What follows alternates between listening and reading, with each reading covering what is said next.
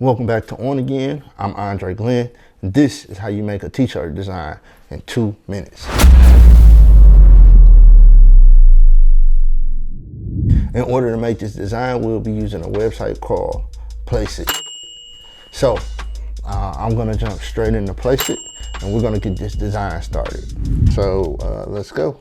So from Google, we're gonna you can either Google or straight into the URL. You're gonna go placeit.net. And Placeit.net is a place where you make your own simple, fast, and easy designs. It is definitely a go-to for me, and it has been for years. So I'll be working with these colors right here. These are Easy Weed matte vinyl from Heat Transfer Warehouse. Go to designs.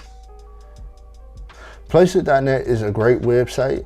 They have templates for mock-ups, designs, logos, videos, gaming, you name it. It's all kind of templates on here, so I advise you to check it out.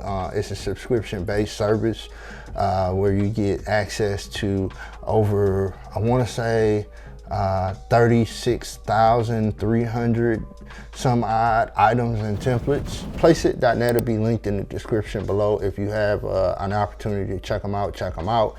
If you're watching from your television at home or something of that nature, I will put a QR code in the corner.